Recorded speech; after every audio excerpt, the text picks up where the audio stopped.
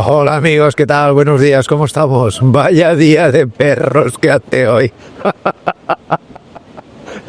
Y lo dice un veterinario, ¿eh? O sea que hablo con conocimiento de causa.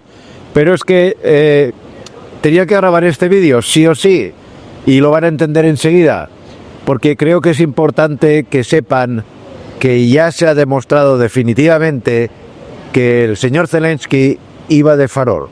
Sí, todo lo que pasó este viernes pasado, de la trifulca con el amigo Trump y demás, todo, absolutamente todo un farol, como vamos a hablar en este vídeo.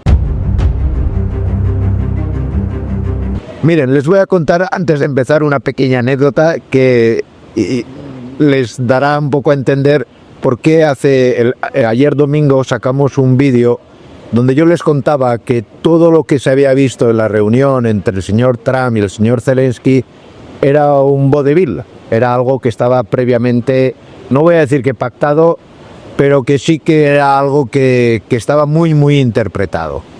Miren, yo cuando estudiaba, hice la carrera en Zaragoza, el día del patrón de veterinaria, había una serie de juegos, y entre los juegos que se hacía y se promovía además por el profesorado, era hacer una capea, pero una capea muy especial, una capea donde básicamente los alumnos lo que hacíamos era jugar una partida de cartas, una partida al guiñote, un juego típico de Aragón, en mitad de una plaza de toros que había en la facultad, con un toro en mitad de la plaza mientras jugábamos.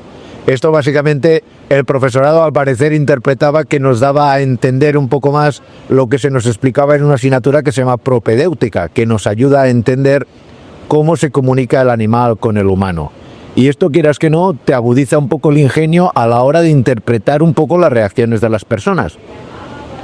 Y yo les tengo que decir clara y llanamente, y esto no es ninguna crítica en absoluto al señor Zelensky, que nadie esto lo malinterprete o lo quiera pensar como una crítica, pero el señor Zelensky está interpretando un papel, el señor Trump está interpretando un papel, el señor Vance, el vicepresidente de los Estados Unidos, está interpretando un papel.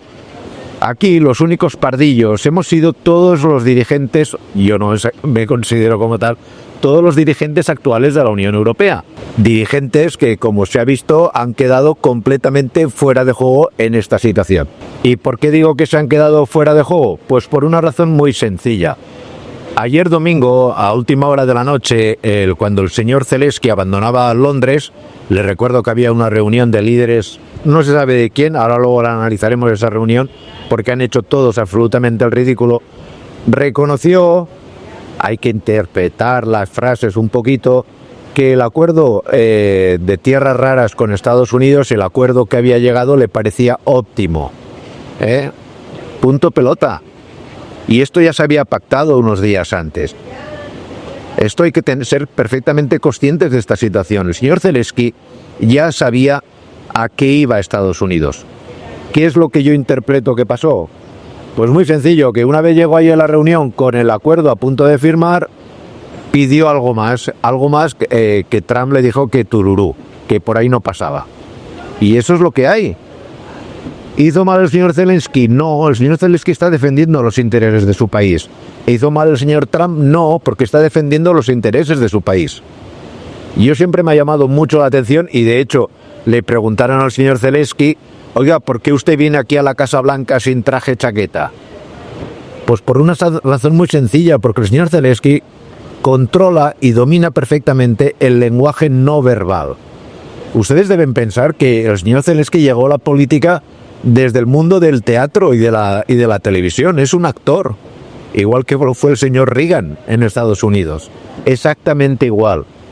El señor Zelensky, cuando viaja a Europa con ese uniforme semimilitar, está interpretando, y hace bien, esto no es ninguna crítica, un papel de víctima porque él está pidiendo ayuda para mantener lo máximo posible la guerra en su país. Pero claro, llega un momento en que el esfuerzo de guerra es brutal, totalmente, muertes por los dos bandos, que esto no lleva a ningún extremo. Y si uno analiza la historia de Ucrania, se da cuenta de que muchas partes de los territorios que en verdad está reclamando Rusia ya habían formado parte del antiguo imperio ruso y demás, la península de Crimea, por ejemplo. ¿Me entienden ustedes? Con lo cual, esto no es una historia ni una de buenos ni de malos, es una historia de intereses. ¿Qué quiere Rusia? Pues recuperar una parte de la zona que además es ruso hablante dentro de Ucrania. Rusia tiene sus resquemores y reconozco que Rusia está gobernada por un dictador como es el señor Putin hacia la Unión Europea y sobre todo hacia la OTAN. Estados Unidos tiene también sus movidas en el sentido de que ya está cansado de pagar una guerra en un sitio de Europa donde no ha sacado nada en positivo. Hoy en día la principal inquietud que tiene Estados Unidos en cuanto a su política exterior es América Latina o Hispanoamérica, llámenlo como ustedes quieran. Europa le importa, sí, porque es su principal mercado, pero no es su principal preocupación. Y aquí, en todo este baile, quien se ve claramente que ha salido, vamos, como la chata de Cádiz que decimos aquí en España, es todos los líderes europeos.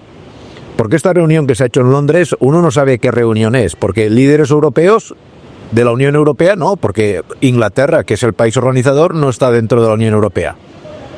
Reunión de la OTAN tampoco, porque Estados Unidos no estaba invitado. En cambio sí que acude Canadá. Países europeos tampoco, porque Turquía no está incluida, no estaba invitada tampoco a esta macro reunión, y Turquía tiene mucho que decir también en toda esta movida, porque es la salida natural a día de hoy a muchos de los barcos que atraviesan el mar de Mármara. Con lo cual, conclusión, y les anticipo lo que va a pasar en los próximos días. ¿Se va a firmar el acuerdo de tierras raras? Sí. ¿Estados Unidos necesita las tierras raras? Sí. ¿Por qué? Porque hasta la fecha China ha monopolizado el mercado mundial de estas tierras, y sin esas tierras la economía de futuro de Estados Unidos y el progreso americano se ve coartado. ¿Es un maltrato para Ucrania? Honestamente creo que no, porque en ningún caso habrán oído ustedes al señor Zelensky decir que el acuerdo propuesto por Estados Unidos es malo para la economía ucraniana. En ningún caso. Se dice que las palabras del otro día han afectado a la paz y tal y tal y tal y cual. Eso son palabras que se lleva el viento. Punto pelota.